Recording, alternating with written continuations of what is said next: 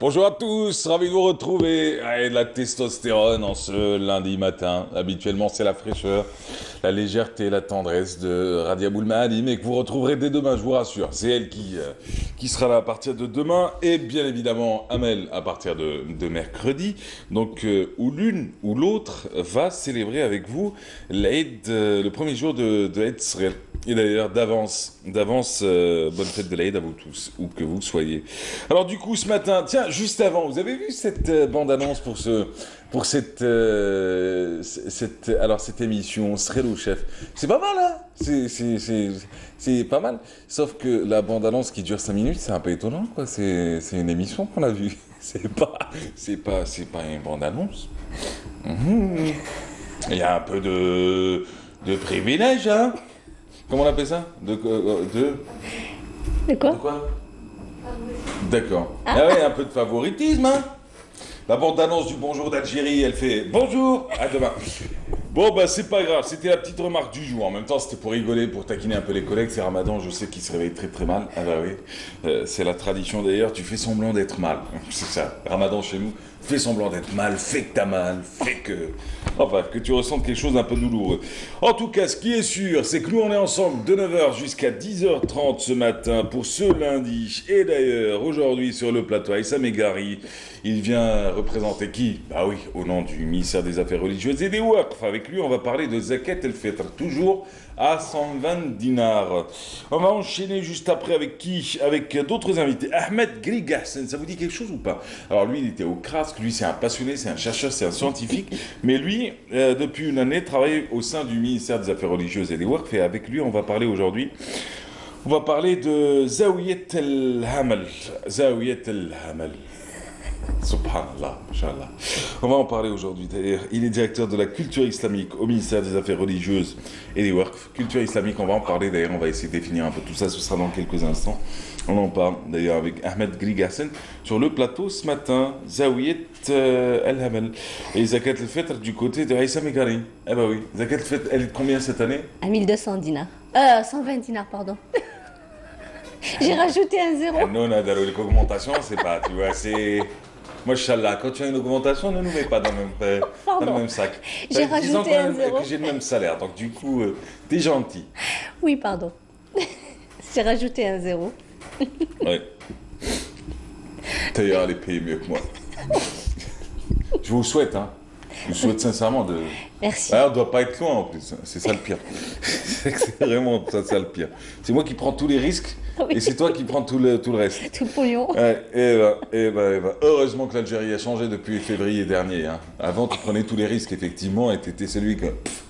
Alors, du coup, ce matin, ce qui est sûr, on va enchaîner. Allez, plus sérieusement, on revient à notre émission avec Wahid Tachout. Il est réalisateur, il ne sera pas seul, il sera avec Ramaz Abdelkader.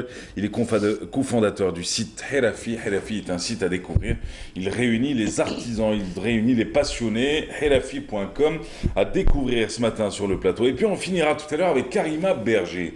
Karima Berger va nous parler de son essai Égir, paru aux éditions El Ibris.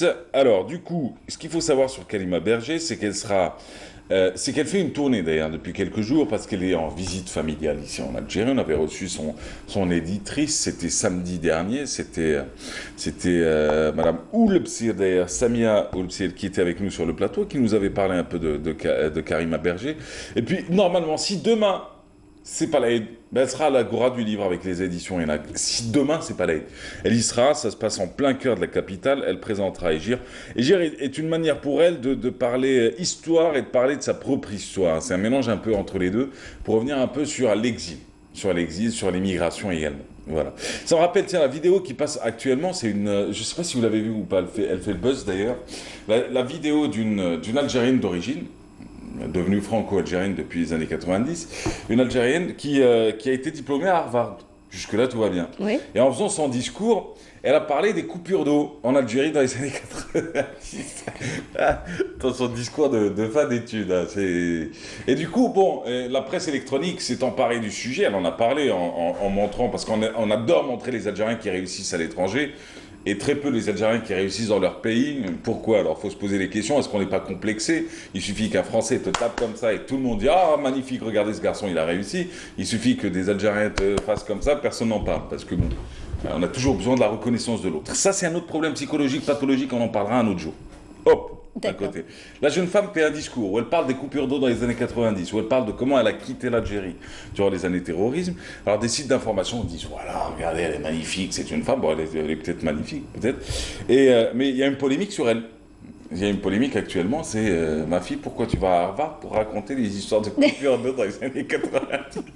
Et c'est vrai, Benadna, qu'est-ce qui s'est passé dans ta tête? C'est-à-dire que toi, tu vas célébrer un grand diplôme à Harvard, l'une des plus grandes universités américaines, ou université au monde tout court. Oui, le rapport. Et tu racontes des histoires de l'eau qu'on nous coupait. Ben, t'aurais dû raconter aussi qu'on allait faire la queue à Sokalfleh, qu'on achetait une plaquette des œufs, on nous donnait un manche à balai avec, tu vois. Est-ce qu'ils auraient compris? Je sais pas.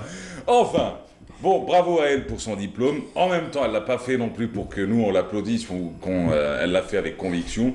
Et on lui souhaite beaucoup de succès. Maintenant, pour les autres, effectivement, essayons d'applaudir un peu ceux qui réussissent dans le pays. Ce serait quand même pas mal de les motiver, au lieu d'applaudir que ce qui se passe de l'autre côté. Voilà, j'ai dit ce que j'avais à dire. J'ai fini l'émission. Au revoir. Au revoir, oui. Au revoir, Mahrez. Attention. Allez, du coup, on y va avec la météo. C'est présenté par Ahmed Laribi. Avec Mobilis, suivez l'air du temps. Mobilis, partout, avec vous. Alors, Ahmed Laribi, bonjour. Bonjour, Mahrez. Comment allez-vous? Ça va très bien, merci. Tranquille. Ouais, tranquille. Ouais, super. On y va? On y va. Alors bonjour à tous et bon réveil. Et bien pour aujourd'hui, on a eu de la brume en ce début de matinée près des côtes ouest et centre, puis le ciel deviendra généralement dégagé tout au long des régions nord, avec toutefois des formations nuageuses sur les hauts plateaux de l'ouest.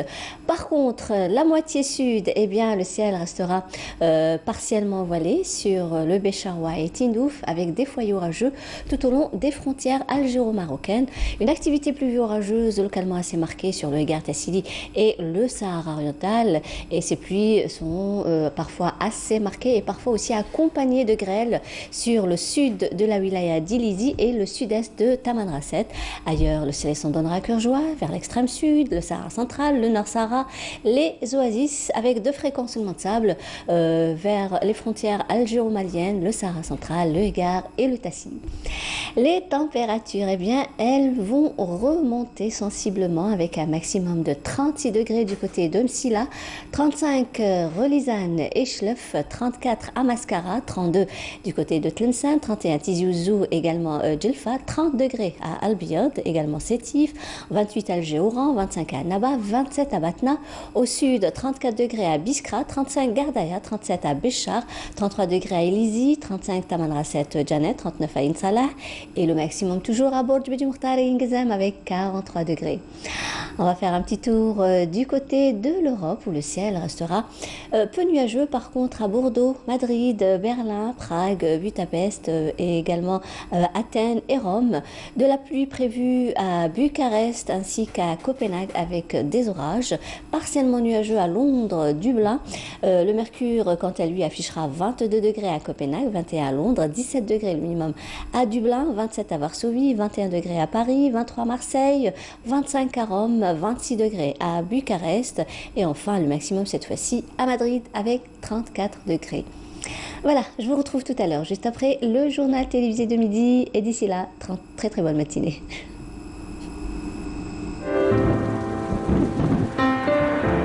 Avec Mobilis, suivez l'air du temps. Mobilis, partout, avec vous. Voilà, c'était sympa la météo. Ben, oui, c'est ça. Voilà, je tiens juste à dire, encore une fois, on félicite la jeune Algérienne qui a eu son diplôme à Harvard. On n'est pas. Ça, on l'a dit. Oui. On n'est pas contre, bien au contraire, on est très heureux pour elle, on est très fiers d'elle. Maintenant, nos deux messages du jour, c'est essayons de féliciter aussi les Algériens qui réussissent ici en Algérie. Arrêtons de glorifier ceux qui sont à l'étranger à chaque fois, je veux dire. Et de l'autre côté, enfin, son histoire était un peu pathétique, même si elle, pour elle, ça représentait quelque chose, parce qu'elle est sortie d'ici. Bah, on a tous vécu sans eau, on a tous eu la queue à Souk el-Flah et on a tous grandi, heureux, épanouis, et puis voilà ce qu'on est aujourd'hui, je veux dire. Voilà, c'est tout. On vous aime tous. Voilà. C'est ça qu'ils aiment à la télé, c'est qu'on dise on aime tous, bravo à tous et alhamdoulilah à tous. Allez, à midi? À midi. Oui, super. D'ici là, on va écouter un peu de musique. Oui, ça ferait du bien, oui. Je vous offre Mustafa Issaad, un peu de Chabi. Allons-y, oui. J'aime bien le Chabi. Chabi. On se retrouve juste après avec qui? Avec si Ahmed Grig Hassan. Et oui, on va parler de Zawiyat El-Hamal. حبيب الله حبيب الله محمد رسول الله رسول الله رسول الله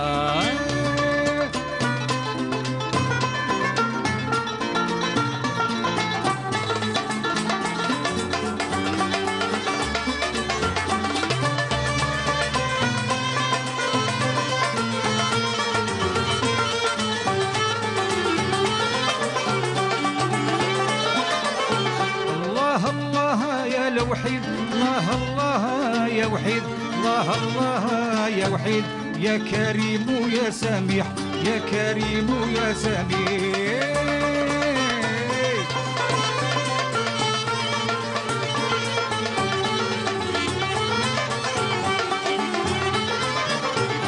انظل بيك وصر رحمة انظل بيك وصر رحمة انظل بيك وصر رحمة المؤمنين وكل مرة المؤمنين وكل مرة الله الله الله الله الله الله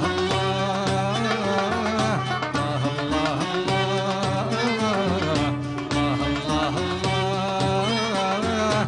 محمد حبيب الله حبيب الله حبيب الله محمد رسول الله رسول الله رسول الله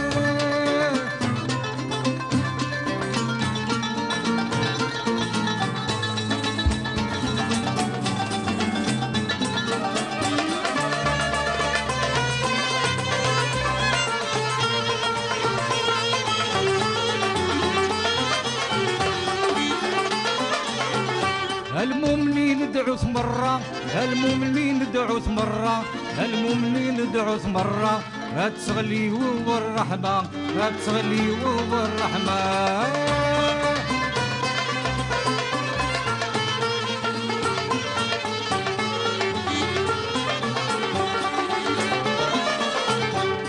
ربنا يا حنين ربنا يا حنين ربنا يا حنين يا غفران ويا كريم يا غفران ويا كريم الله الله الله الله الله الله الله الله الله الله محمد حبيب الله حبيب الله حبيب الله محمد رسول الله رسول الله رسول الله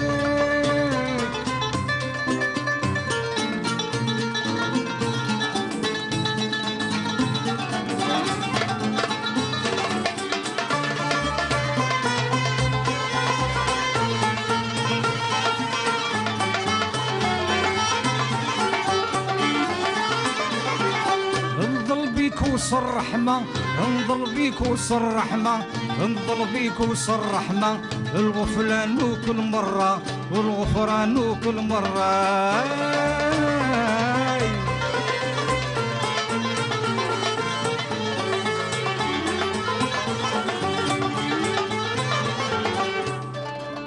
اشكيني ذي القوي هاك تشيني ذي القوي هاك تشيني ذي القوي اغفر يا رحيم اغفر يا رحيم الله الله الله الله الله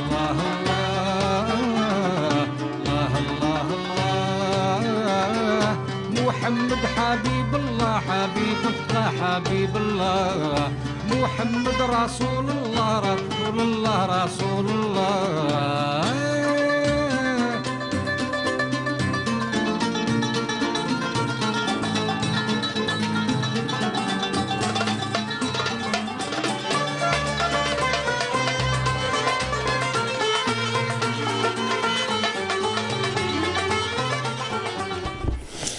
Voilà, On était en train d'écouter qui Mustapha Issa sur Canal ce matin. Excellente matinée. Bienvenue à vous tous. Si vous venez tout juste de nous rejoindre, nous sommes en direct du 21 boulevard des Martyrs.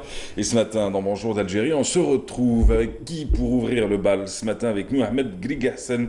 Bienvenue à vous. Vous êtes directeur de la culture islamique au ministère des Affaires religieuses et des Waqf. Qu'est-ce qu'un directeur de la culture islamique? Quelles sont vos missions? La culture islamique, commençons par définir qu'est-ce que la culture. Avant tout, bonjour. Donc la culture, on dit que la culture, la plus simple définition, c'est ce qui vous reste quand vous avez tout perdu. La culture islamique, c'est la culture C'est pas une humaine. définition, ce que vous venez de dire. Hein. C'est votre culture, donc c'est ce que vous avez en vous. La culture, c'est vos goûts, c'est vos préférences, c'est votre façon de parler, c'est votre lexique, c'est vos mots que vous choisissez, c'est ce que vous appréciez comme musique, c'est ça la culture. D'accord. Et la culture islamique, c'est tout ça, mais avec une éthique islamique, tout simplement. D'accord. Donc voilà, donc il y a certaines choses qu'on est limité par notre religion, mais point de vue scientifique, il y a quelques expériences qu'on ne ferait pas en tant que musulman. On va pas faire souffrir des animaux, on ne doit pas faire souffrir les êtres humains. Il y a des choses, il y a une éthique islamique qui est derrière, c'est ça la culture islamique. Mais il y a de la musique dans la culture islamique, il y a du théâtre. Ne pas faire souffrir les animaux. Hein. Oui, ça c'est une éthique. Et le problème, c'est qu'on est arrivé à un stade plus grave, c'est qu'on fait souffrir les hommes aujourd'hui. Exactement, c'est ce que je vous dis. Donc il y a une éthique qui est derrière, c'est l'éthique islamique. C'est ce qui distingue la culture islamique des autres cultures, tout simplement. Ouais. Donc voilà, mais c'est la culture humaine. Donc il y a de la musique, il y a du théâtre, il y a de la calligraphie, il y a tout, il y a de l'histoire, tout ça c'est la culture islamique. Donc, alors il y la a pas culture de islamique, la théologie. En tout cas, avant d'arriver au ministère des Affaires religieuses, vous étiez où? Vous étiez au CRASC, c'est ça? Au CRAG. Au CRAG, exactement. Centre de recherche en astronomie, astrophysique et géophysique. Ça vous manque pas trop? Ça me manque pas parce nom, que... Non, mais j'essaie d'alterner un peu. J'ai pas arrêté la recherche en fait. Oui. Donc je continue, j'essaie de faire ça en parallèle parce que c'est une question de survie intellectuelle. Donc je dois maintenir le cordon ombilical avec le crâne. Et j'essaie de continuer. Et donc je ne suis pas très loin. La culture islamique, il y a aussi les aspects d'astronomie. Justement, aujourd'hui, c'est l'île tchèque. Donc, c'est toute l'astronomie. Il faut revenir. Tiens, on pourrait même en parler. On si commence avec... Je vous allez me piéger. Je ne sais pas vous piéger, arrêtez.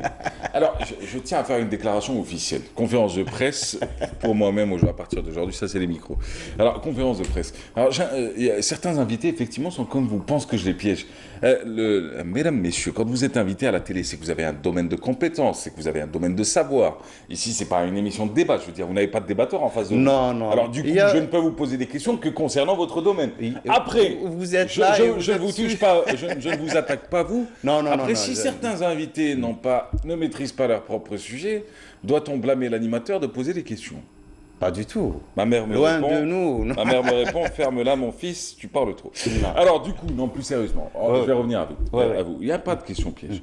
Il y a une question qui relève de je veux dire, vous avez parlé tout à l'heure, vous avez dit c'est vital pour moi de continuer à faire ce travail intellectuel de recherche et autres.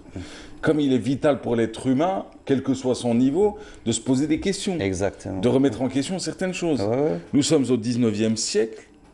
19e. Mon Dieu. C'est peut-être une réalité. Hein. C'est peut-être une réalité, attention. C'est un lapsus révélateur, donc. J'ai 2 siècles de retard. Vous avez peut-être pas tort. Hein. Ça ne me dérangerait pas. Ça me dérangerait pas. Ça ferait plaisir surtout à une personne à qui je pense vraiment qui aurait voulu vivre en 1800 et en 1700. Non, plus sérieusement.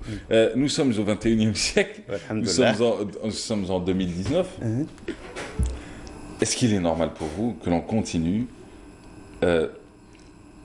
cette théâtralisation de l'annonce de Eid al-Fitr, et de Ramadan?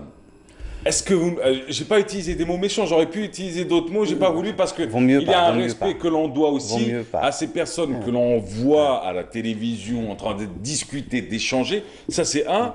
Et puis de l'autre, on n'est pas là non plus. Au contraire, il faut saluer un peu tout le monde. Mais en même temps, on peut remettre en question ces cérémonies. On aurait pu en faire des cérémonies de discussion, d'échange, de savoir, de partage de la connaissance, sans forcément garder ce côté faux suspense à se dire est-ce que c'est demain Ramadan ou pas, alors qu'on le sait très bien. Mais attendez, Mahrez. En fait, le Vous êtes système... chercheur, n'oubliez pas. Non, physiquement, je vous explique. Ne me parlez pas comme un théologien. Non, je ne suis pas, et je n'ai pas les aptitudes, je n'ai pas les capacités, je n'ai pas la prétention. Physiquement, l'observation de la Lune, du croissant lunaire, est un phénomène physique. L'observation, elle est difficile. Ça, il faut le dire. Donc, en tant que physicien, on doit passer par l'expérience, on doit passer par l'observation. On fait tous les calculs, nous avons des modèles théoriques, nous avons des codes de calcul, nous avons des programmes, nous avons tout ce que vous voulez, mais l'observation, elle doit se faire, parce que c'est le déterminant final qui va vous dire est-ce qu'on l'a vu ou pas. C'est un phénomène qu'il faut observer, parce que c'est l'observation. Il y a même des occultations qu'on doit observer, il y a des transits. Parce que c'est un phénomène astronomique. Maintenant, le problème, où est-ce qu'il se situe? Il se situe quand il y a des situations où là, le croissant n'est pas visible. Il est impossible d'observer le croissant. Pourquoi? Parce que la Lune, par exemple, s'est couchée avant le Soleil. Il y a des gens qui viennent vous dire qu'on a observé le croissant. Ça, c'est un problème. Parce qu'on a affaire à des mensonges. C'est ça. Exactement, tout simplement. Maintenant, la cérémonie, telle qu'ils font la cérémonie, il y a de tout. Par exemple, quand on fait l'orientation d'une mosquée, quand on détermine la qibla, on fait une cérémonie, on fait une petite fête. Bon, ça c'est le rituel, il n'y a pas de problème. Ça c'est un rituel, c'est pas un problème. Oui. On n'a pas parlé du rituel de la veille de l'Aïd et la veille de Ramadan où l'on réunit des savants, des chercheurs, pour rappeler certaines des choses. hommes du savoir, des hommes du savoir de la religion, du Coran et autres. C'est pas un problème cela, c'est pas ça qui est remis en question par la population aujourd'hui. Ce qui est remis en question par la population, c'est que je vais vous le dire, je vais poursuivre un peu l'autre partie de la question, c'est que on ramène ces gens-là en créant un faux suspense. Et derrière, vous avez d'autres scientifiques qui vous disent on peut aujourd'hui disposer d'un calendrier qui nous annoncera Eid et Ramadan sur les 50, voire les 100 prochaines années. 1000 ans. On peut faire des calculs pour 1000 ans. Pourquoi? Mais on doit pas... On fait les calculs, mais en tant que physicien, on doit revenir à l'observation. C'est le déterminant, parce qu'il y a des cas limites où on ne sait pas si on peut observer la Lune ou pas. Parce que observer vous dites qu'on croissant... peut faire le calcul. On peut faire le calcul. Parce que le calcul, il est basé sur quoi? Il y a 4 aspects. Il y a 4 éléments qui rentrent dans l'observation de la Lune. Il y a le phénomène mécanique, donc c'est les 3 astres. La mécanique céleste, donc il y a le Soleil, il y a la Terre, il y a la Lune. Ça, c'est un calcul déterministe. Il y a 2 autres aspects qu'on doit prendre en compte. Il y a l'acuité visuelle de l'être humain. Ça, on ne peut pas le déterminer. Donc, c'est des moyennes qu'on prend. Donc, si on a un très bon observateur qui a une très très bonne acuité visuelle, donc il peut observer ou pas. D'autres ne peuvent pas. Et puis, il y a aussi l'atmosphère terrestre. C'est un autre problème. Et ça, c'est un paramètre qu'on doit prendre en considération. Donc, et il y a aussi des cas limites où, par exemple, quand la Lune n'a que 15 heures de vie, donc on ne peut pas l'observer. On peut l'observer dans certains cas et on ne peut pas l'observer. Il y a des cas limites. Aujourd'hui, la Lune, le croissant va naître à 10 heures du matin et on va chercher à observer la Lune à 19h, 20h, voire 20h. Donc avec 10 heures, on est dans la phase scientifiquement impossible. Parce que la Lune le croissant n'est pas assez formé, il est très fin. Donc on ne peut pas l'observer scientifiquement. Pourquoi? Parce que le record n'est que de 15 heures. Il faut que le croissant lunaire ait au minimum 15 heures. Donc tout ça, c'est des détails qu'on ne va pas étaler bien sûr au grand public, mais on le sait et c'est déterminé, c'est des calculs. Je vais vous dire une chose, il y a aussi des aspects de psychologie, parce que quand on a des gens qui sont prêts à observer quelque chose dans le ciel, ils l'observent, ils le voient. Ouais. Eh bien oui, Ouais. 40%. Quand on demande à des gens d'observer le croissant lunaire qui n'existe pas, 40% vont dire qu'ils l'ont vu parce qu'il y a une certaine prédisposition psychologique. Tout ça, on le prend en compte. C'est ça. Et manipulation du cerveau, quoi. Exactement. Sans le mensonge, forcément. Exactement. C'est qu'ils croient l'avoir vu sans l'avoir vu. Exactement. Parce et que ça, leur ça mission existe était en de le voir. astronomie. Et pas que pour le croissant lunaire. Il y a pour plein de phénomènes comme ça. Oui, Parce fou, que vous avez des effets atmosphériques, vous avez des... Donc, c'est des aspects, bien sûr, tout ça est quantifié. Oui. Et donc il faut on peut pas revenir. faire confiance au calcul, quoi. On peut faire confiance au calcul dans certaines situations, mais en tant que physicien, je vous dis, le dernier recours, c'est l'observation. D'accord. Il faut revenir à l'observation. C'est l'expérience physique qui détermine. C'est demain ou pas demain? Selon vous? Il faut attendre. Alors, demain. juste, ceux qui nous taxent de suiveurs de l'Arabie Saoudite, vous répondez quoi? Quelquefois, c'est vrai. D'accord. Ok. Merci pour votre sincérité. Ouais, On est au 19e siècle, comme on l'a dit tout à l'heure. On se doit de rester sincère. 21e. Pas au 10e. Pas au 10e. Et je reviens en arrière pour rattraper des années de mensonges, j'ai envie de vous dire. Alors, bienvenue à vous, à vous, Ahmed Grigassen. Alors, on a fait une introduction qui était assez intéressante. Et il était important parce que les gens, au bout d'un moment, quand vous les croisez, ils te disent ouais, j'ai un bahloul. Et c'est bien d'en parler aussi dans une télévision qui elle-même pratique ce même rythme, qui diffuse d'ailleurs ces émissions de discussion et d'échange. Alors, avec vous, tiens, aujourd'hui, on va parler de Zawiyat al-Hamel. Depuis le début du mois sacré, avec Radia Boulmahali, avec Amal Olmi, vous avez passé en revue un certain nombre de ulama ici sur le plateau. Alors, vous avez fait le nord, le sud, l'ouest, l'est. Là, on s'arrête plutôt au sud du pays. Vous avez fait Tlemcen, vous avez fait Constantine, Alger et la Kabylie. Donc, ça, et puis là, on parle à Boussaada. Oui. Vous avez décidé de vous arrêter à la Zawiya, à Zawiyat al-Hamel. Exactement. Qui est Zawiyat al-Hamel? Zawiyat al-Hamel, elle a été fondée par justement Cheikh Mohamed Ben Qassim al-Hamli en 1861. Pour comprendre un peu, Cheikh Mohamed Ben Qassim, c'est un grand personnage de son époque. Et lui, il est vraiment du 19e siècle, parce qu'il est mort en 1897. Cheikh Mohamed Ben Qassim, il est né du côté de l'Hamel, puis il est parti faire ses études à la Zawiya de Biban, une Zawiya Sidi Ali Tiyar au Biban. Il a continué à Teslent, près d'Aqbou, la Zawiya de Sidi Saïd Ben Boudaoud. Là, il est formé, et puis il y a la résistance qui arrive, il y a l'occupation française qui arrive, l'Amir Abdelkader qui passe, il le voit, il lui demande d'aller rejoindre la résistance. L'Amir Abdelkader lui conseille de rester. Il y a même une lettre de l'Amir Abdelkader qu'on va voir tout à l'heure. Donc, il lui demande de rester et de continuer à enseigner parce que c'est important. Donc, voilà, c'est la lettre de l'Amir Abdelkader qu'il a envoyée à Cheikh Mohamed Ben Qassim. Il continue, il commence à former. Et ce qui caractérise Zawiyat al-Hamel, c'est que elle forme dans tous les domaines. Donc, l'exégèse coranique, le fiqh jurisprudence, il forme dans la langue, la logique, et aussi l'ilm al-falak, et aussi l'astronomie. C'est l'une des rares zawiya en Algérie qui a pris tout le spectre de l'enseignement de la culture islamique et qui l'a pris en charge.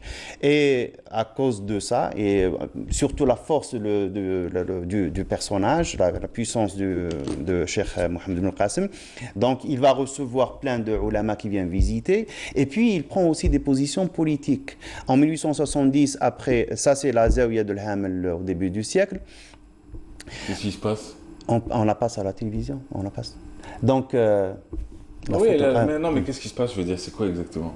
Là, c'est une cérémonie. Il y a peut-être des gens qui viennent visiter la Zawiya, mais c'est juste pour montrer. C'est de la pierre, quoi. C'est de la pierre, oui, parce que quand il est parti s'isoler, lui, quand il a choisi un oued tout éloigné de l'administration française, il s'est rendu le maximum possible. Et malgré ça, ils sont partis le rejoindre, les Français. Il a été soumis à plein de problèmes par les Français, donc les impôts. Ça, c'est une vue de l'intérieur de la Zawiya aussi, qui date de l'époque. Qui est devenue cette Zawiya?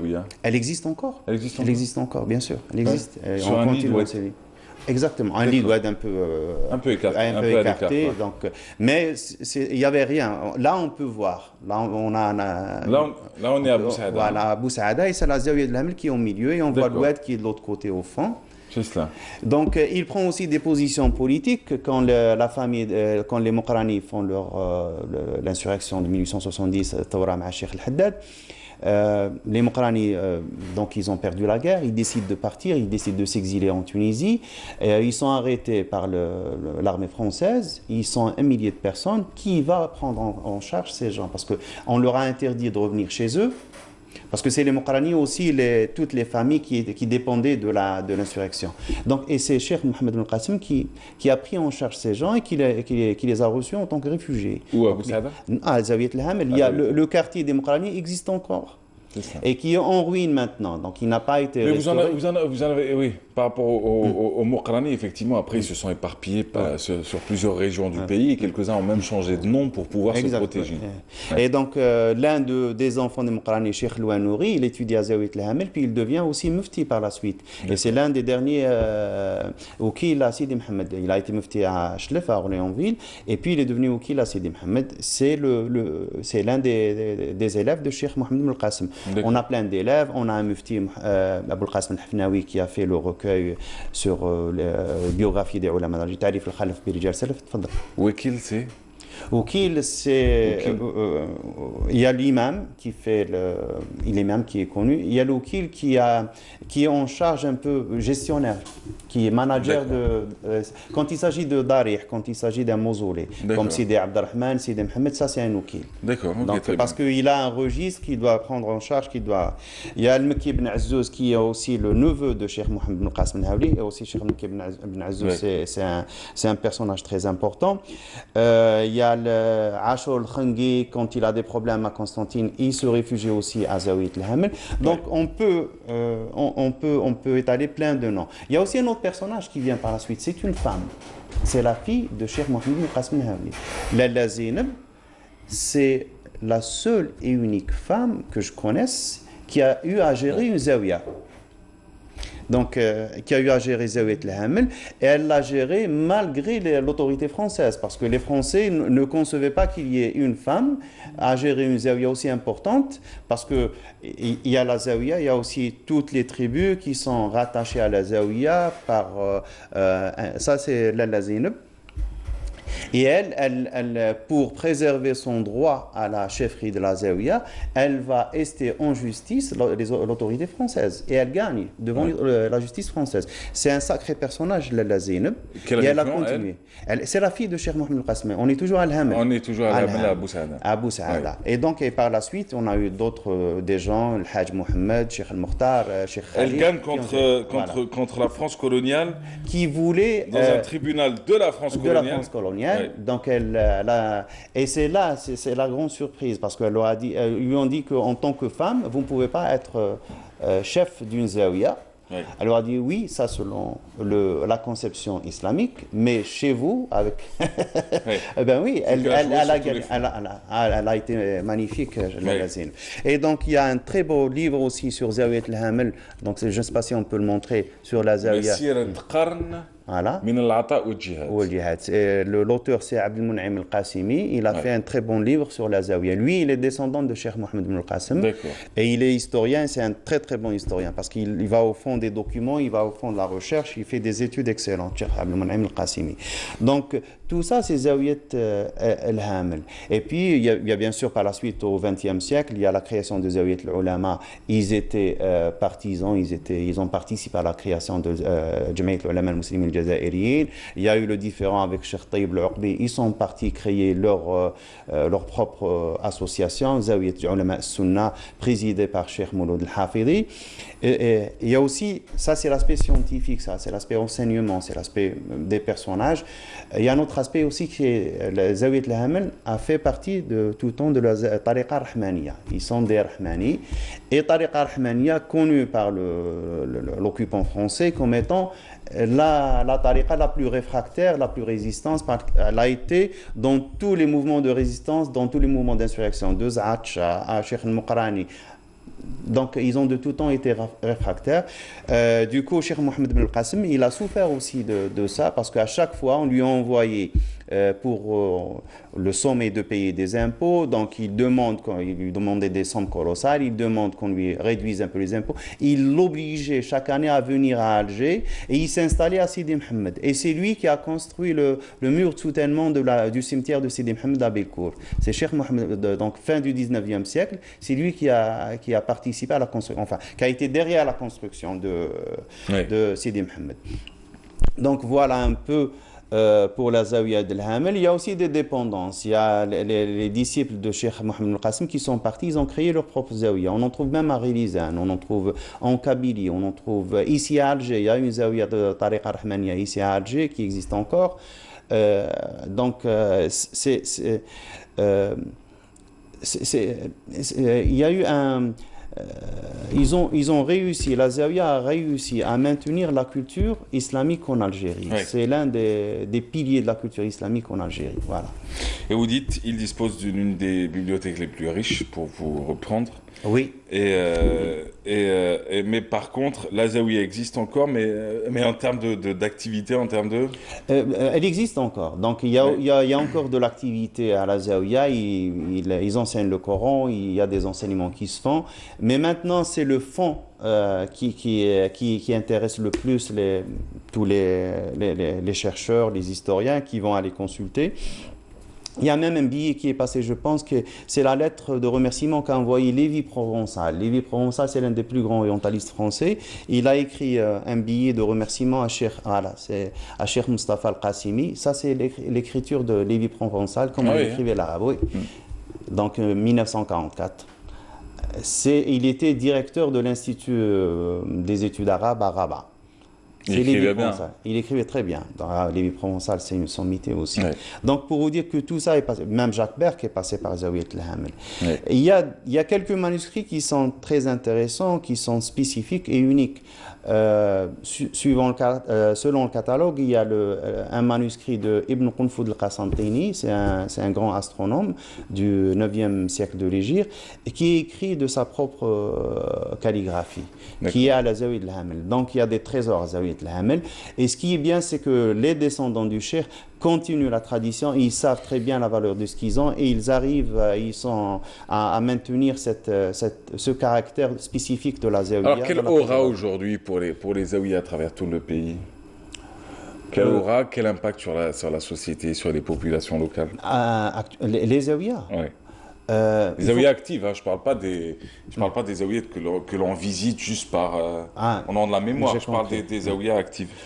Peut-être C'est pas une question piège, je vous rassure. Non, pas du tout, pas du tout. Elle est très importante parce que nous, on a tendance à comprendre ces aspects à travers notre vécu. Nous, on vit dans une grande ville à Alger. Ces liens spirituels qu'ont les gens, on les a plus avec ces Zawiya. Mais je peux vous assurer qu'il y a certaines Zawiya qui ont un très grand poids dans la société, qui continuent à jouer leur rôle dans la régulation de la société, c'est une sorte d'équilibre qui joue dans la société parce qu'ils sont là à préserver la tradition, l'enseignement, mais aussi ils ont un rôle social qui joue à travers sadaqat, à travers donc il y a un rôle très important. En plus, bien sûr, et ça on peut pas le quantifier, c'est l'aspect spirituel et c'est les liens spirituels qu'ont les gens avec ces Zawiya et avec les grands cheikhs. Voilà. Merci, monsieur. Merci à vous. C'était un plaisir. Bon, c'était pas compliqué, quoi. C'est pas du tout. Pas trop de pièges. Non. Tranquille. Non. Pensez qu'en 2039, on continuera à avoir peut-être que vous en ferez partie d'ailleurs, désolé de vous le dire. Dans 20 ans, peut-être que c'est vous qui serez à la télé en train de discuter et de dire attends. Je passe déjà à la télé. Non. Je parle du soir, le soir. Oui, j'y suis dans la commission, bien sûr. Oui.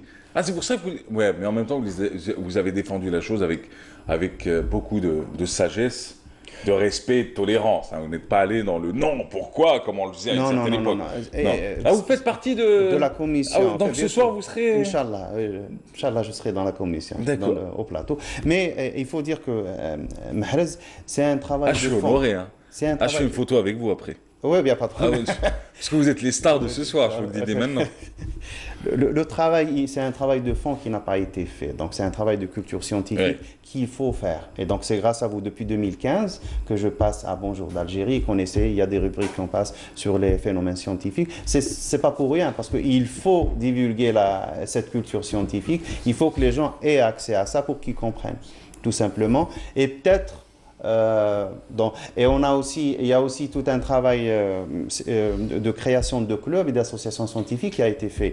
Au début du 2000, il y avait 5 ou 6. Maintenant, il y a pratiquement toutes les wilayas d'Algérie qui sont couvertes par des associations scientifiques. Et c'est ça qui va porter un peu le niveau de la société. Donc, ce n'est pas un travail qui va tomber du ciel, c'est un travail de fond qu'il faut faire. Il y a des gens qui le font. Oui. Voilà. Ce soir, à quelle heure? À 8h, bien sûr, juste après le coucher. En tout cas, je suis très content. Hein. Sérieusement, c'est quelque chose. T'as beau faire de la télé, t'as beau être présentateur, mais croiser les gens qui sont les plus regardés, les plus suivis de la veille de l'Aïd et Ramadan, sincèrement, ça m'honore. Hein. Bonne chance pour ce soir. Inch'Allah. Et merci d'avoir été là, plus sérieusement, merci d'avoir été là, merci d'avoir partagé ces connaissances et ce savoir ce matin sur le plateau, en espérant que vous ayez compris le maximum. Vous pourrez toujours revoir la rediffusion ce soir, juste après le journal de minuit. Merci encore, à bientôt. Allez, ciao, Ahmed Grigassen, rappelant que vous êtes directeur de la culture islamique au ministère des Affaires religieuses et des Waqf. Quant à nous, tiens, on fait quoi là maintenant? Non, Eh ben voilà, l'association des Aoulama, on en parle d'ailleurs ce matin, si vous le permettez. Tiens, il faudrait juste que je retrouve parce que je suis complètement déconnecté du studio ce matin. Alors nous, ce qu'on va faire, c'est qu'à suivre, Aïssa Megari devrait être avec nous, Wahid Tachout également devrait être avec nous, et Karima Berger pour parler de son livre, elle aussi devrait être avec nous tout à l'heure dans cette émission. Mais juste avant, c'est un coup de projecteur sur l'association des Oulama qui ne se trouve sur aucune de mes feuilles. Tiens, mais c'est pas grave, hein, non, si. C'est vrai, il est où? Il est où? L'association des Oulama musulmans algériens est presque l'association mère de toutes les autres associations. On appelle al-Jam'iyat en arabe. Donc c'est une association qui a marqué par sa création une réaction à une action. C'est-à-dire, la colonisation française a célébré les 100 ans de sa présence par une provocation grandiose. C'est-à-dire, elle a consacré presque une année à cette célébration. Non seulement cela, mais elle a ajouté, un porte-parole de cette manifestation colonialiste, a déclaré que nous célébrons aujourd'hui non seulement la présence de 100 ans de la France, mais nous célébrons également l'adieu à l'islam en Algérie, l'adieu de la langue arabe en Algérie et l'adieu de l'Algérie en Algérie. Or, Ben Badis et ses compagnons se sont réunis, ils avaient déjà entamé des contacts bien avant, depuis 1913 presque. Ils ont commencé à réfléchir sur la création d'une association qui restituait à l'Algérien sa personnalité et son identité. Ce n'est qu'en 1931, après la provocation, exactement le 5 mai 1931, ils ont créé l'association des Oulama musulmans algériens sous la devise « L'islam est notre religion, l'arabe est notre langue et l'Algérie est notre patrie », contrairement à ce que vient de déclarer le porte-parole de la colonisation. L'association des Oulama se caractérise par plusieurs caractéristiques. Premièrement, elle a groupé tous les savants de toute l'Algérie, régions et écoles d'idées confondues. Il y avait les Mourabites, il y avait les Halafites, il y avait les Malikites, il y avait tous les Algériens, les savants algériens de toute l'Algérie, premièrement. Deuxièmement, Ben Badis et ses compagnons ont soumis le cas de l'Algérie à une analyse objective et profonde. Ils ont déduit quoi? Ils ont déduit que la cause principale de tous les malheurs de l'Algérien, c'est l'ignorance. L'ignorance est la source de la misère, de la pauvreté et de la dépendance, qui veut dire la colonisation. Qu'est-ce qu'il faut faire? Il faut commencer d'abord par sensibiliser le citoyen algérien sur sa personnalité et son identité. Ça se fera par comment? Ça se fera par une méthode multidimensionnelle, c'est-à-dire on enseigne à l'enfant pour le préparer à l'avenir. Lorsque je dis enfant, garçon et fille. Et encore, il faut insister sur une chose, la fille ne paye rien du tout, c'est gratuit. L'enseignement est gratuit pour encourager la fille à apprendre. Deuxièmement, organiser des conférences au niveau des cercles aux adultes. Troisièmement, créer, en plus des écoles, des mosquées libres qui n'obéissent pas à la colonisation. Et nommer des imams qui prêche un discours islamique conforme à l'islam épuré et capable de sensibiliser et de mobiliser les masses en vue de retrouver leur identité, leur religion, leur personnalité et leur patrie.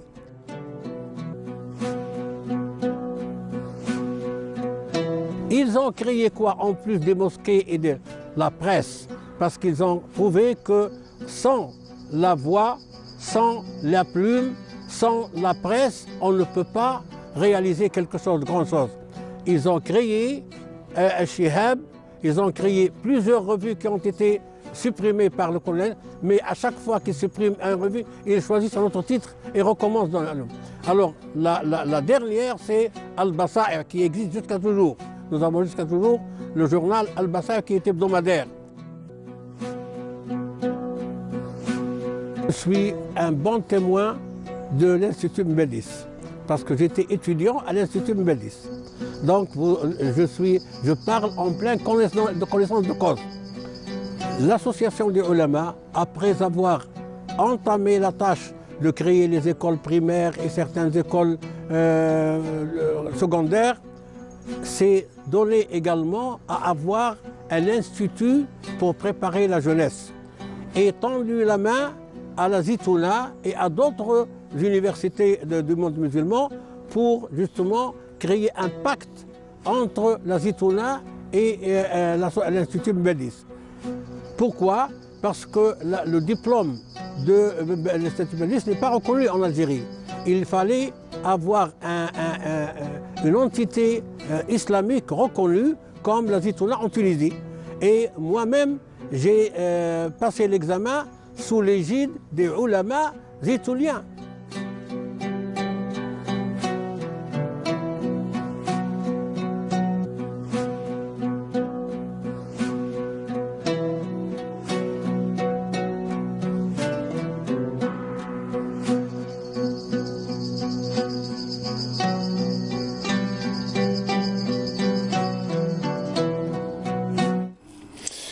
Voilà, c'était merci pour le fondu. C'est trop pour moi, j'ai envie de vous dire. Alors du coup, c'était un entretien réalisé par Mouloud Abouzgaou avec le président de l'association des ulama musulmans, Abdelrazak Gessoum, que vous connaissez d'ailleurs, Aïssa Megari. Oui, très bien. Bienvenue à vous, Aïssa. Comment allez-vous? Très bien. Monsieur Megari, avec vous, aujourd'hui, on va parler de Zakat el-Fitr. Mais juste avant, tiens, parce que j'en parlais il y a quelques instants avec Ahmed Grigassen, on parlait de l'émission de ce soir, c'est vous qui allez l'animer. Alors, le but d'une telle rencontre, en réalité, c'est quoi? C'est de partager du savoir, de la connaissance, de faire un peu d'explication, de pédagogie pour monsieur et madame tout le monde? Oui. Avant l'annonce, hein, avant même l'annonce. Avant l'annonce, déjà, il y aura un débat. Ouais. Avec des érudits, des savants, c'est notre référence nationale, bien sûr, et pour exprimer cette attente, mettre en évidence cette attente de l'observation du croissant lunaire de Chouel. Ouais. C'est un fait sociétal, culturel et culturel en même temps. Magnifique. Donc ça entre dans l'esprit de l'attente. C'est l'émission la plus attendue, moi je vous le dis, pour ce soir. À quelle heure vous serez à l'antenne? Non, à partir de l'iftar. Juste après l'iftar. Juste, je sais pas à partir de... Je sais pas l'heure exacte. Hein. Oui, mais après l'iftar, en tout cas, si après vous êtes branché sur l'une des chaînes de la télévision algérienne, vous aurez à suivre cette émission-là et puis l'annonce qui devrait intervenir vers quelle heure? Vers 21h, 21h30? Voilà, Qabel Aïcha, bien sûr. Qabel Aïcha, évidemment. Aïssa Megari, avec vous aujourd'hui, on va parler de Zakat el-Fitr. Oui. Alors, Zakat el-Fitr, dans sa définition même, oui. On peut y revenir si vous le permettez. Bien sûr, c'est l'aumône qui a été prescrite par notre prophète, sallallahu alayhi wa sallam. On l'appelle l'aumône del-Fitr, l'aumône de la rupture du jeûne du Ramadan. Le prophète nous a prescrit cette aumône sa' min sha'ir wa sa' comme dit dans le hadith. Un sa' c'est pas un poids mais une mesure. C'est 4 poignées du prophète sallallahu alayhi wa sallam, équivalent à peu près c'est 2 kg 400 grammes d'orge d'après le hadith, mais d'après la nourriture répandue dans un lieu. Mais on n'est pas obligé de sortir de la zakat en nourriture, on va voir ça. Donc on doit... Très bien. Cette aumône qui nous est prescrite par le prophète, elle est pour d'abord, Rasul sallallahu alayhi wa sallam nous a dit qu'il y a mardatun lirrab, matharatun lil. Donc d'abord c'est chercher l'agrément auprès de Dieu par cette aumône, et c'est une compensation en quelque sorte de quelques faillites qui seraient survenues pendant le jeûne. Oui. Quelques médisances, quelques mensonges, donc c'est une sorte de compensation pour parfaire notre jeûne. Donc cette aumône qui doit sortir chaque musulman, il doit s'acquitter de cette aumône pour lui et pour toute personne à sa charge. C'est ça. Donc pour cette année, c'est 120 dinars. Pour chaque personne qui est à sa charge, il doit s'acquitter de cette aumône. Son épouse, ses enfants. Oui. S'il a un frère ou une sœur qui est à sa charge aussi. Oui. Alors, à qui doit-on remettre cette zakat? Est-ce qu'on la remet dans un bureau de poste ou est-ce qu'on peut la remettre directement aux personnes concernées? Ça dépend. Il faut la donner aux nécessiteux. Oui. Si on n'a pas les moyens de connaître ces nécessiteux, donc on a à recourir, il y a des fonds de zakat. Le fonds de zakat d'abord, il y a des associations qui s'occupent. Et là, on peut donner la zakat, on peut sortir la zakat même avant les 2 derniers jours. Normalement, la zakat, on commence à sortir la zakat al-fitr à partir du 28e jour de Ramadan. Mais on peut la donner avant à une association ou à un fonds de zakat et qui s'en occupe. Et il veille à sortir cette zakat à partir du 28e journée. Sundur zakat existe toujours? Oui. À quel niveau? Comment peut-on contribuer à Sundur zakat? C'est où? C'est dans un bureau de poste? Oui. Chaque bureau de poste, on trouve affiché le numéro de compte du fonds de zakat. Oui. Même les mosquées mettent des caisses spéciales pour zakat al-fitr. C'est ça. Et que devient cet argent par la suite? Elle va pour les nécessiteux. D'accord. Parce qu'ils ont des listes des nécessiteux. C'est ça. Et voilà. 120 dinars, que peut-on faire avec aujourd'hui, Aïssa Megari? Oui, non. C'est lorsqu'on assemble tout ça. C'est ça. Moi, je dis une zakat c'est l'ensemble des zakats de Saïmin. D'ailleurs, c'est la philosophie de cette zakat. Nabi sallallahu alayhi wa sallam قال أغنوهم عن السؤال في هذا اليوم. Il ne faut pas qu'on voit un nécessiteux pendant la journée de l'Aïd. Il faut que la joie soit dans tous les foyers, si vous permettez l'expression. Il faut que le sourire se dessine dans toutes les lèvres. Donc, a-t-on réussi cela aujourd'hui, Aïssa Megari? A-t-on réussi cela? À ne pas voir, grâce à cette zakat, un nécessiteux le jour de l'Aïd. Est-ce qu'on a réussi cela? Enfin, oui.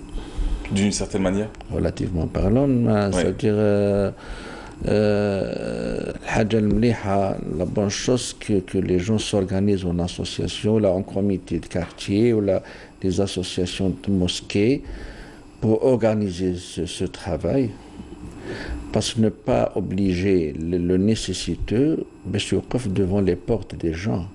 Oui. Il faut que le zakat y atroh. C'est ça. Là où il est. Ou donc, des zakat d'une seule personne. Mais c'est plusieurs, donc ça peut aider. Qui est concerné par la zakat, Aïssa Megari?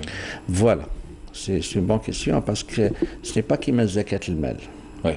Zakat al-mal, il faut avoir le seuil, et il faut... Là, toute personne qui a la subsistance d'un jour et d'une nuit, ou عنده أزيد منها, il est concerné pour sortir cette zakat. C'est une manière de goûter qu'est-ce qu'être un donneur. C'est ça. C'est-à-dire, on peut ne pas être riche, on peut ne pas être très à l'aise, mais le fait de pouvoir manger soi-même, de pouvoir nourrir les siens au moins la journée et la nuit, comme vous l'avez dit, suffit à... On est concerné. On a cette... C'est-à-dire اليد العليا خير من اليد السفلى. اليد العليا c'est la main qui donne. C'est ça. Et اليد السفلى la main qui reçoit. Mais الناس قد في يوم في une journée dans l'année pour goûter qu'est-ce qu'être un donneur. C'est ça. Donc c'est un mécanisme extraordinaire. Spontanément, je ne me rappelle pas le chiffre normalement, combien il راح يخرج من مال في هذه la nuit. C'est extraordinaire. Millions de dollars. Je ne me rappelle plus du chiffre, mais c'est un mécanisme qui la société qui s'entraide. C'est magnifique.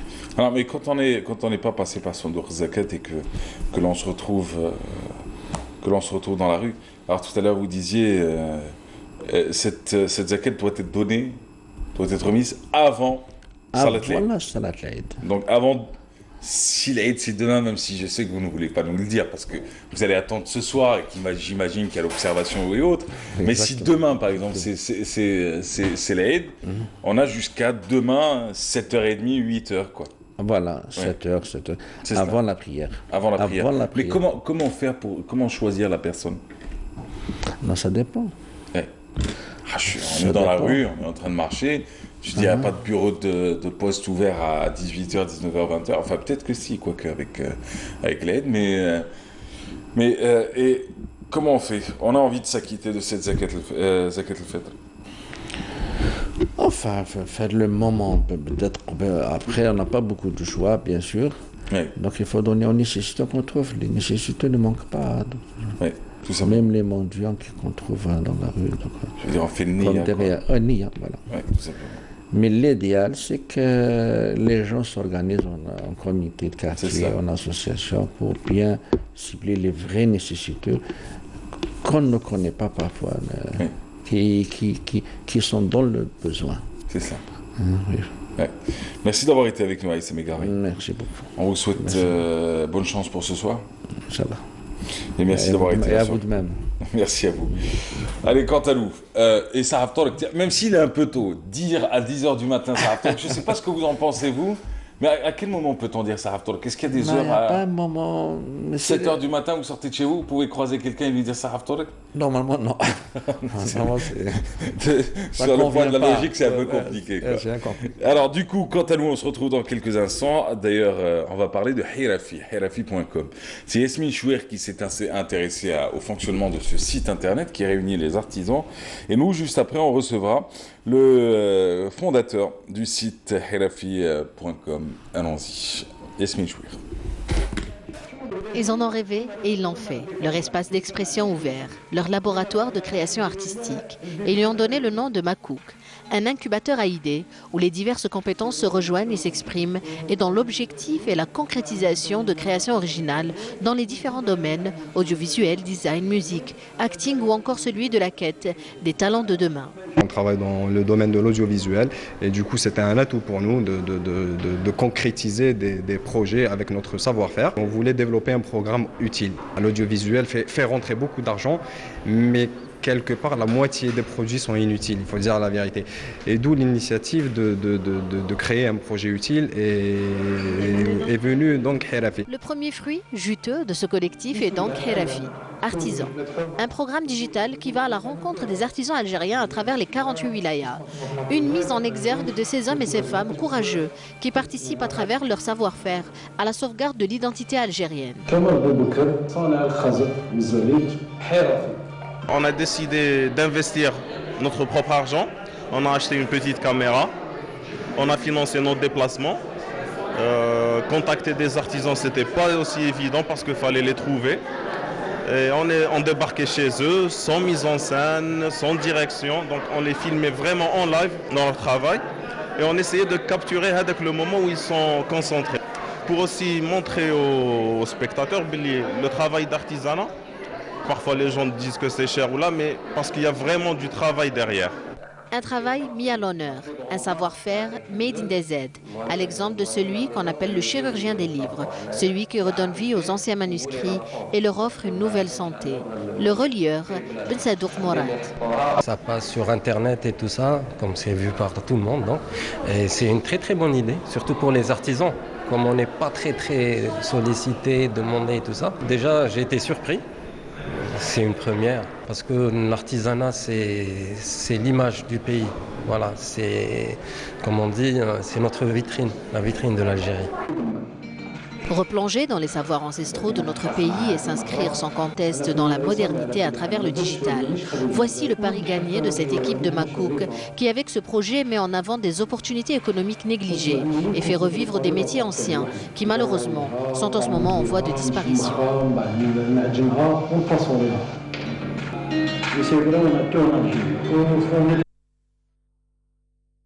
Derrière cette initiative, c'est Esmi Chouer qui nous en parlait d'ailleurs ce matin dans ce reportage.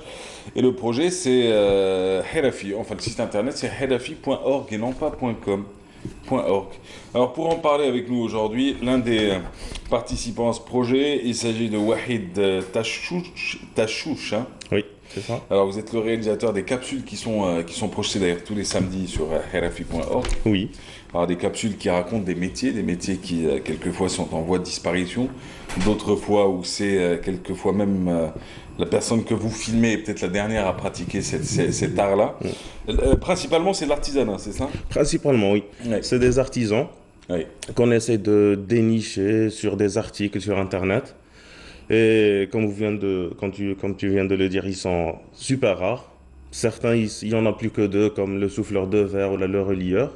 Donc on essaie déjà de commencer par ces métiers-là qui sont en disparition, mais on voit, mais ils sont vraiment en disparition. Ensuite, on va élargir pour essayer de tenter de couvrir les 48 wilayas. C'est pas évident, d'autant plus que c'est un projet autofinancé, donc qu'on essaie de meubler chaque week-end. Alors qui est Makouk déjà pour commencer? Alors Makouk, c'est un collectif. De plusieurs compétences. Alors ça c'est la reliure. Hein, oui, ça c'est la reliure. Oui. À l'ancien. Donc c'est un collectif de plusieurs compétences. Il y a des personnes qui font de la 3D, du web design, de la vidéo, du son. On s'est regroupés avec une passion commune pour la vidéo entre autres, mais on a plusieurs projets Tani. Et parmi ces projets-là, il y a eu Hirafi et aussi Hikaya wa Hiwaya et d'autres web-séries. Et d'ailleurs, l'image qu'on était en train de voir tout à l'heure, c'est le relieur d'ailleurs. C'est tout un métier, tout un art. Et d'ailleurs, c'est l'un des rares qui reste. Parce que bon, il y a la reliure d'aujourd'hui avec de la colle et puis tu presses, tu colles et tu balances dans le carton. Mais là, c'est autre chose. Hein. Là, c'est tout à fait autre chose. Vous l'avez filmé, vous hein? Oui. D'ailleurs, Mourad, il est le seul à avoir des machines en Algérie. Même le constructeur ne l'a plus. Ils sont venus, ils ont essayé de la racheter, parce que c'est un héritage, il tient ça de son père. Donc c'est pour dire qu'il y a vraiment des perles, des pépites en Algérie qu'on ne retrouve pas, ou là qu'on a du mal à les retrouver, alors qu'ils sont juste à côté. D'accord. Et là, c'est qui? Là, c'est un bottier. Ouais. Oui. Il fait les bottiers pour les cavaliers. Lui aussi, il est parmi les rares à faire ça. Il est dédié à faire les bottes des cavaliers. On l'a retrouvé par hasard. On croyait que c'était un sellier d'ailleurs, mais au final c'était un bottier. Un quoi? Un sellier? Un sellier, oui, les selles de cheval. D'accord. Et lui, la bourrellerie? Là c'est un ébéniste. Là c'est un ébéniste. C'est Khaled Mahyout, c'est une figure emblématique de la Casbah. Ouais. C'est un personnage à lui seul. Là, il vous raconte toute l'histoire de la Casbah déjà. Vous en avez fait combien jusqu'à présent? On a 12 capsules de 2,30. 12 capsules, hein. Et vous, c'est quoi l'objectif? L'objectif, c'est de les mettre en valeur, de dire que ces métiers-là existent. Il n'y a pas que profs, électriciens, médecins, mais que ces métiers-là, c'est aussi tout un pan de l'économie algérienne. Et d'un autre côté, c'est l'identité Tani de l'Algérie, oui. C'est les gardiens, comme on aime les appeler. C'est les gardiens vraiment de la tradition de l'identité algérienne. Voilà, on vient de voir l'ébéniste d'ailleurs, Khaled. Oui. Et lui, c'est un passage obligé à la Casbah. Hein. C'est un passage obligé d'ailleurs. Les touristes qui passent par la Casbah sont rentrés dans son atelier ou montés sur sa terrasse. Oui. C'est hippique. Et il a un livre d'or exceptionnel d'ailleurs. Ouais. Quelle est la rencontre qui vous a le plus marqué? Qui vous a la plus? Le souffleur de verre, sans hésitation. Ah oui, le souffleur. Ah oui. C'est un métier impressionnant. Oui, c'est impressionnant. Et même la personne, Aïssou, c'est un homme de 83 ans, plein de motivation et plein de projets. C'est ce qui Ils nous sont a. rares en plus, ces souffleurs de verre. Il n'y en a que 2 Waqil en Algérie. Il n'y en a que 2. Ouah, c'est, je crois, le premier à être formé à l'étranger et le premier chef de service dans l'usine nationale à Oran, de verrerie. Avant. Donc c'est une. Oui, avant, bien sûr. Donc c'était une perle. Oui. C'est une perle. Il a fait son four avec ses mains, yani, liajour, ciment, il a fabriqué son four. C'est ça. Oui. Et c'est une personne qui motive, ou c'était une claque. À 83 ans, il a encore des projets. Par exemple, quand on lui a parlé, il nous a dit que il a le projet de parcourir toute l'Algérie à la recherche du meilleur sable pour réaliser son verre.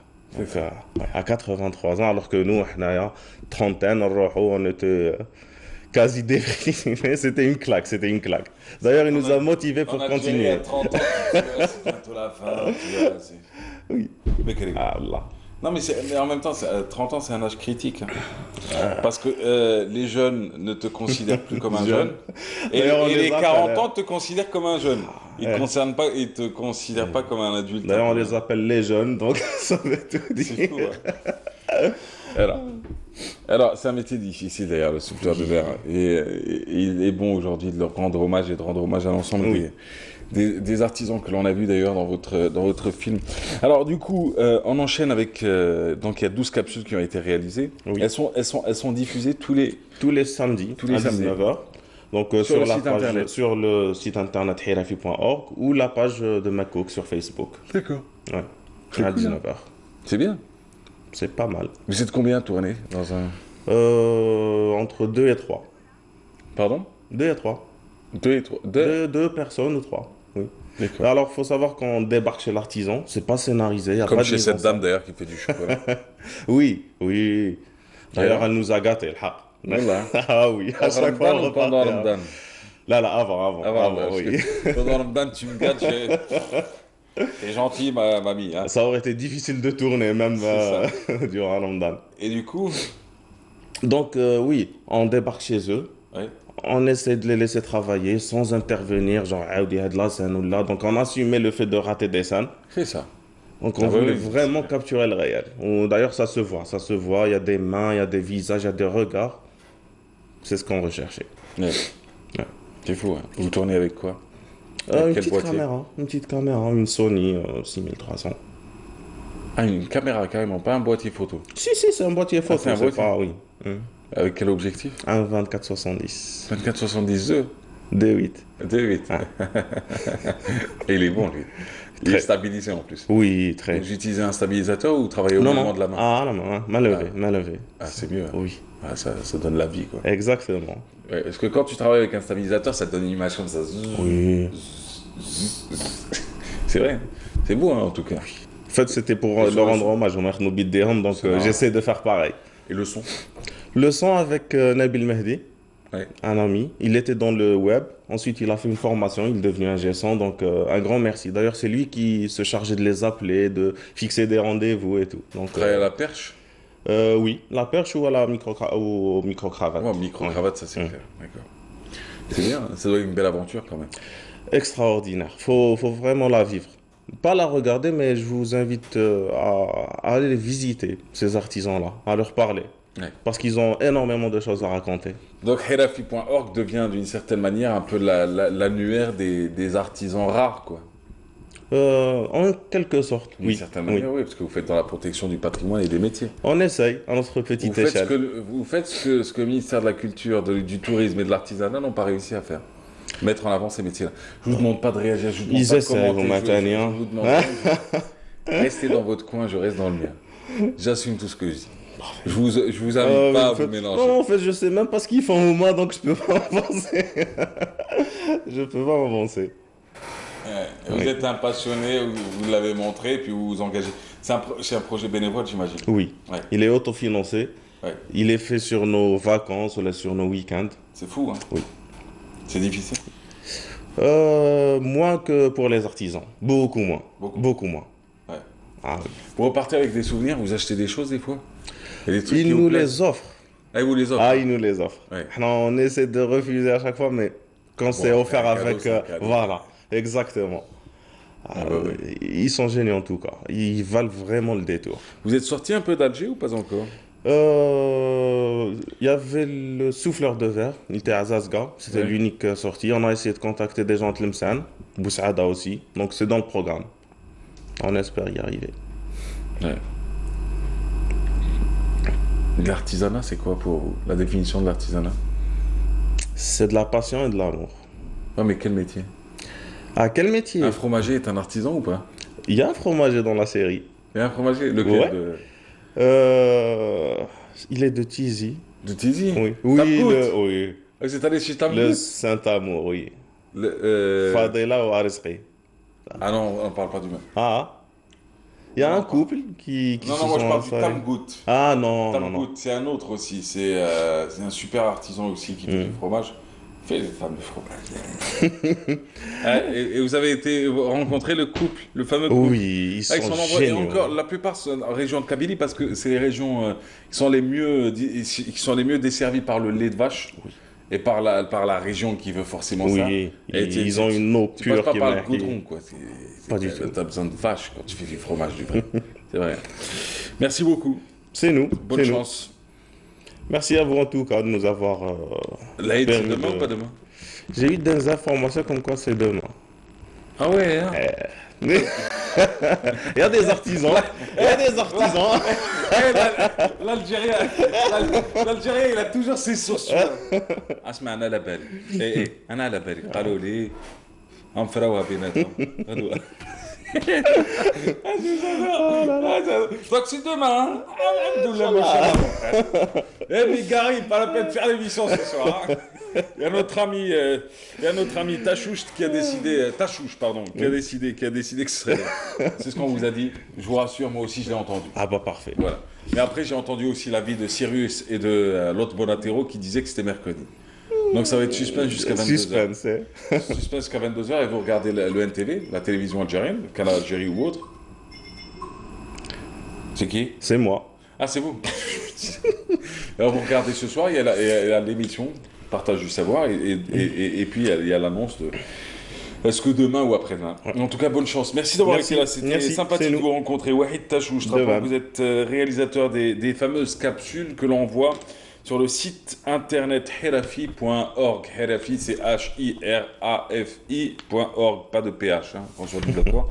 .org, tout simplement, vous retrouverez ces artisans fabuleux qui ont été filmés par un jeune homme fabuleux aussi qui est sur notre plateau ce matin. Allez, quant à nous, on se retrouve dans quelques instants, on va parler de livres.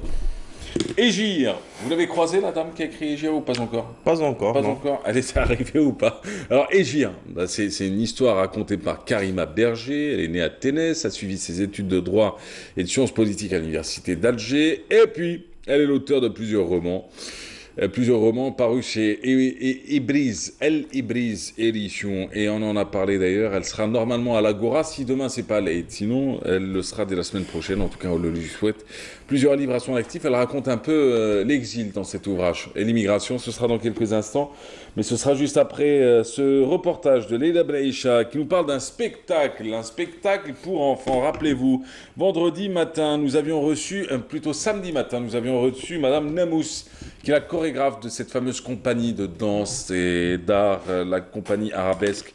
Alors elle était là pour nous parler de Rêve d'une ballerine. C'est le spectacle d'ailleurs qui a été donné samedi soir, c'était au Théana. Et Leila Benaïcha était sur place à l'occasion de la fête des enfants 1er juin et à l'occasion de ce grand spectacle de cette compagnie de danse de Madame Namous. Allons-y, on retrouve les images et puis on se retrouve juste après.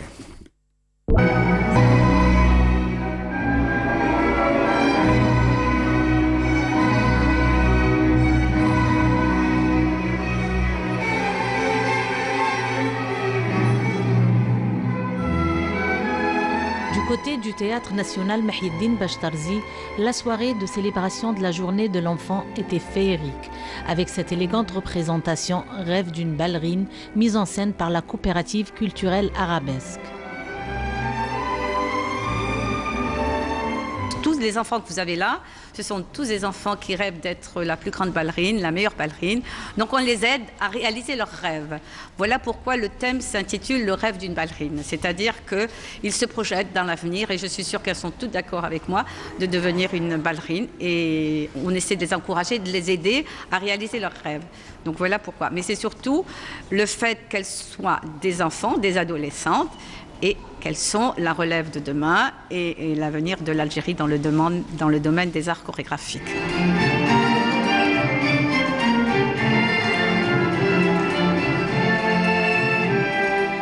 Sur scène, les jeunes ballerines ont dévoilé un grand potentiel artistique dans l'exécution de ces magnifiques tableaux de danse classique sur des fonds de musique variés.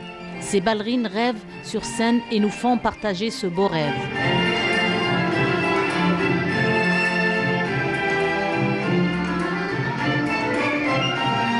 Je me sens plus fort depuis que je fais de la danse. Je me sens plus confiant. Et juste en fait, pour moi la danse c'est une partie de moi. Quand je danse, c'est moi, mais à l'état pur en fait. C'est quand je suis à l'école tous les jours, quand je parle aux gens, c'est comme si c'était une partie de moi, mais quand je suis en train de danser, c'est moi en entier. Et en fait, la danse, c'est une passion. Quand on commence à danser, on ne peut pas s'arrêter en général parce qu'on est vite pris dans le mouvement et ça devient un mode de vie. Et aussi, comme il l'a dit, ça devient comme une famille. Donc on devient tous amis, on est tous unis. Et ça change vraiment, on se sent libre quand on danse. Et c'est différent en fait. Le stress quotidien et tout, on peut s'échapper en dansant, on exprime ce qu'on ressent, ça nous développe le corps et en plus c'est bien, j'aime bien.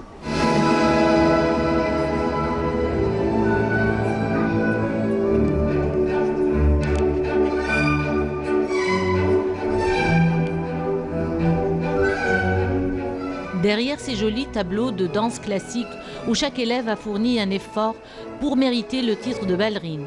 Un titre qui tente de plus en plus de curieux et amateurs de la discipline. D'où la nécessité de multiplier ce genre de spectacle, mais aussi les établissements formateurs.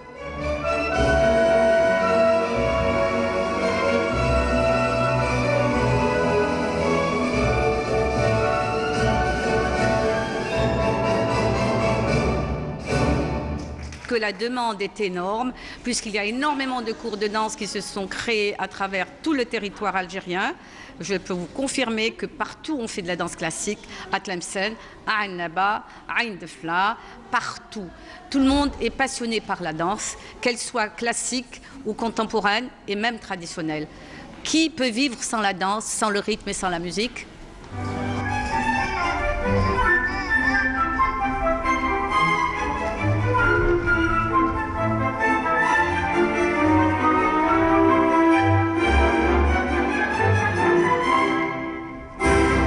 La danse classique qui fait voyager l'œil dans un monde d'esthétique et de grâce est aussi une école d'éducation physique et spirituelle.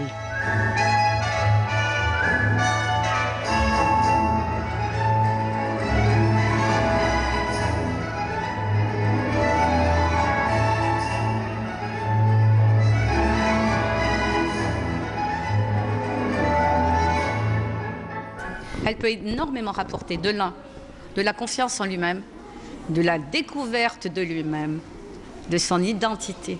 Parce que prendre une assurance et une confiance, c'est une réussite pour la vie. Quand on est confiant et serein, on peut tout affronter dans la vie, des examens. Et ça, c'est très important. Et j'ai l'expérience depuis plusieurs années où tous les élèves que j'ai eus, quand ils avaient des examens, que ce soit le bac, des licences ou des... ont toujours réussi. Je n'ai pas eu d'échec parmi mes élèves.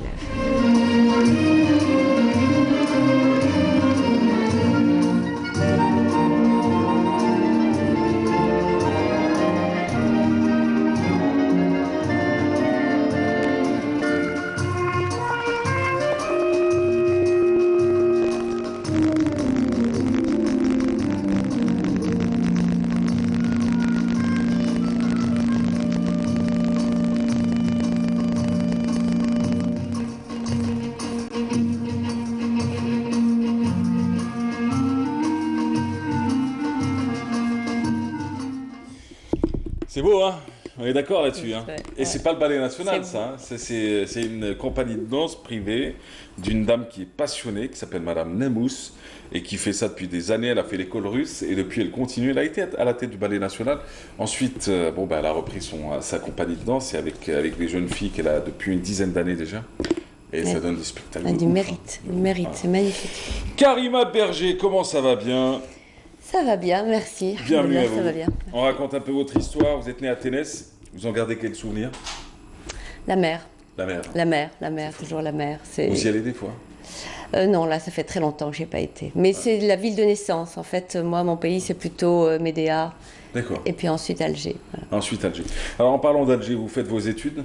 Vous faites Sciences Po? Je fais Sciences Po. Voilà, j'ai fait Sciences Po à l'époque où c'était encore oui, à l'époque, les c'était professeurs. Sciences Po, non, c'est encore Sciences Po, mais non. C'était voilà. Il y a Sciences Po et il y a Sciences Po. Aujourd'hui, on salue tous ceux qui font Sciences Po. Voilà. Mais quand on sait ce que vaut Sciences Po dans certains pays, vous dites Sciences Po, vous forcez le respect. C'est ça. Ouais. C'était une belle maison. Je ne sais pas aujourd'hui, je peux pas dire, mais c'était une très belle formation. On était sur la place Émir Abdelkader, dans un immeuble ancien, et dont la fenêtre de l'amphithéâtre donnait sur la statue de l'Émir Abdelkader. C'est fou, hein. Et qui depuis m'a inspirée depuis toujours. Alors du coup, vous partez en France en 1975. Pourquoi?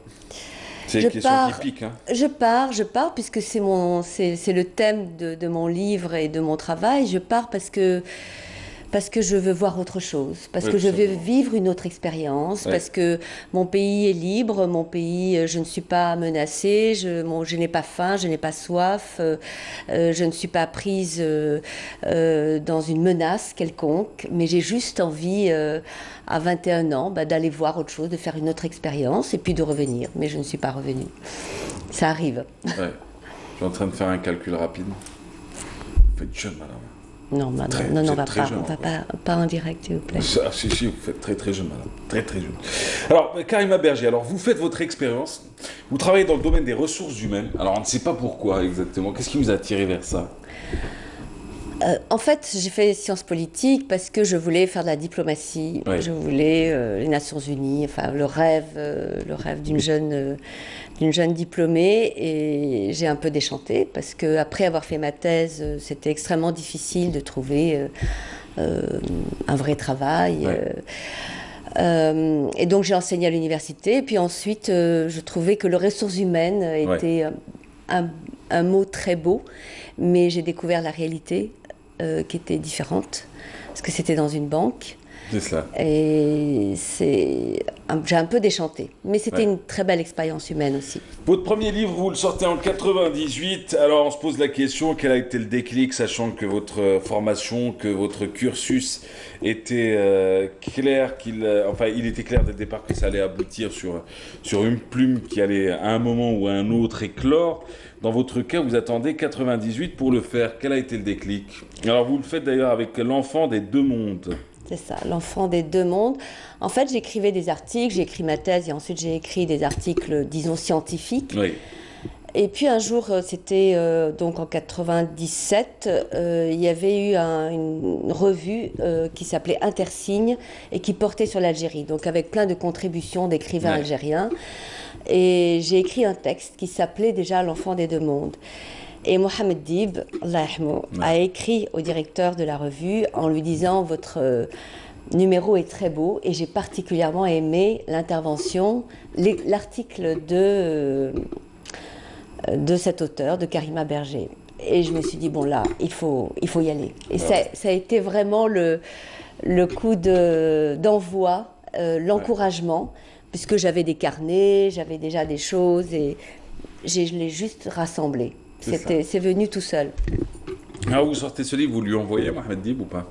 Bien sûr. Il en pense quoi? Bien sûr. Il vous fait un retour? Oui. Il vous écrit? Oui, j'ai une correspondance avec lui. Et puis je l'ai revu plusieurs fois, puis je lui ai envoyé mes autres livres aussi. Donc il suivait avec beaucoup d'attention, beaucoup de considération pour cette Voilà, cette langue singulière, il disait beaucoup ce mot, cette langue singulière.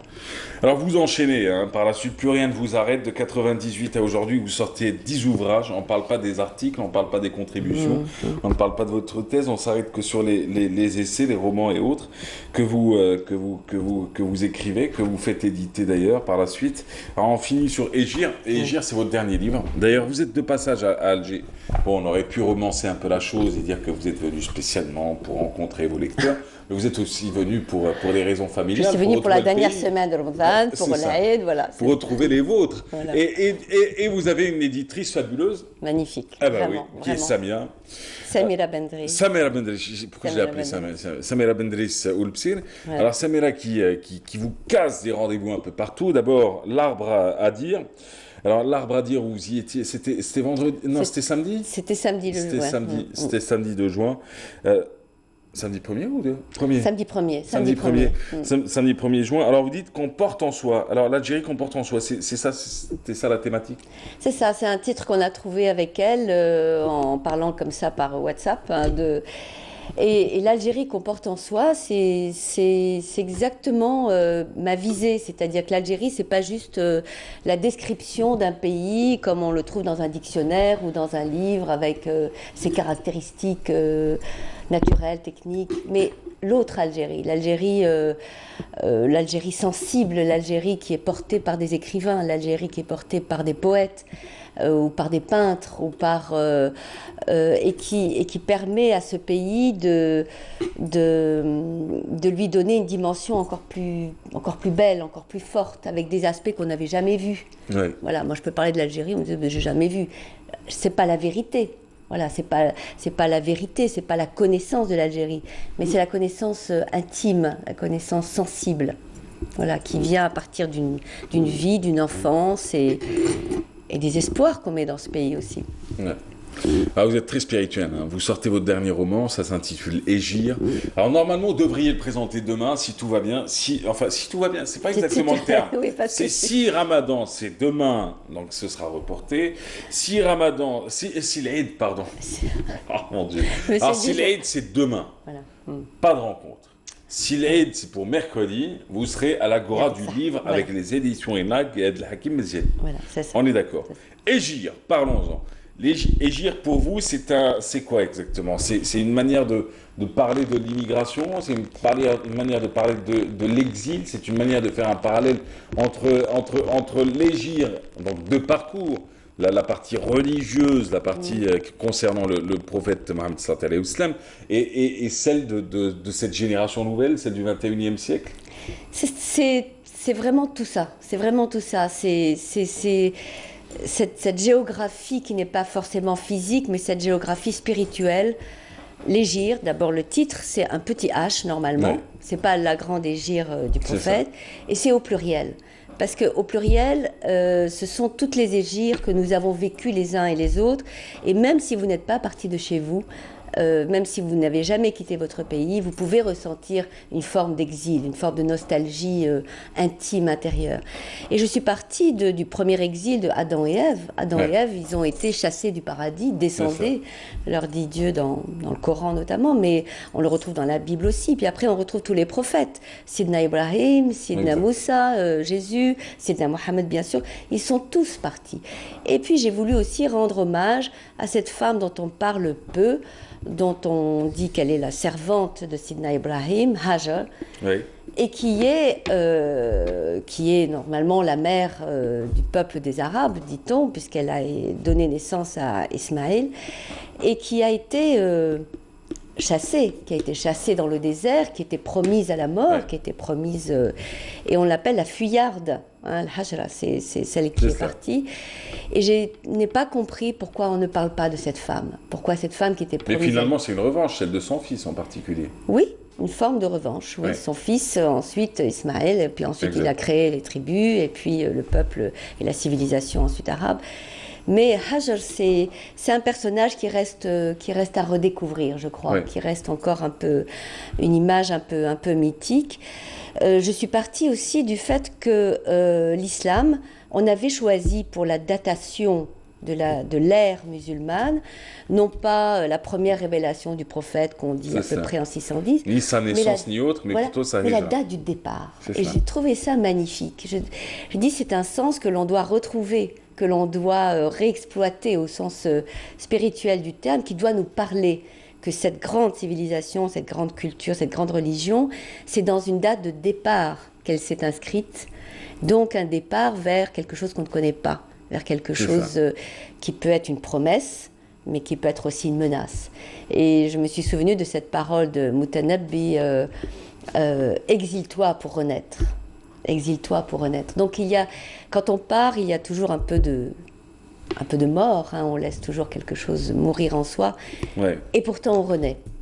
On renaît si on se laisse aussi métamorphoser par la terre d'accueil, et si on laisse le pays qu'on a quitté, si on le laisse mûrir en soi, grandir en soi, il grandit tout seul. En tout cas, c'est très beau et c'est ce qu'on retrouve dans votre ouvrage, dans votre livre, dans votre essai.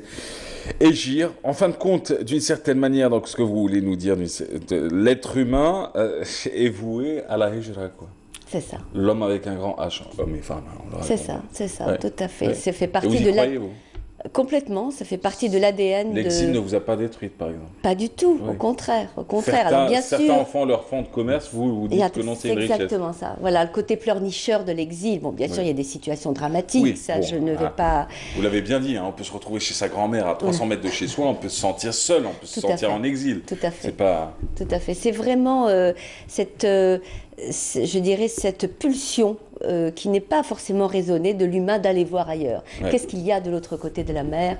Qu'est-ce qu'il y a de l'autre côté de la montagne? Et même l'homme de Néerdantal est parti, il n'est pas resté là où il était. Donc on retrouve cette constante du départ. Et puis aujourd'hui, avec l'immigration, on parle de la mondialisation, normalement qui était censée abolir toutes les frontières. On voit tous ces peuples qui traversent tous ces pays. Eh bien, on croit que c'est ouvert, mais les frontières et les États se referment. Et c'est peut-être ça aussi que j'ai voulu célébrer à travers ce livre. En tout cas, ce qui est dit dans votre dernière de couverture, par ce texte parsemé de poésie et empreint de spiritualité, je pense qu'on l'a ressenti à travers ce court échange.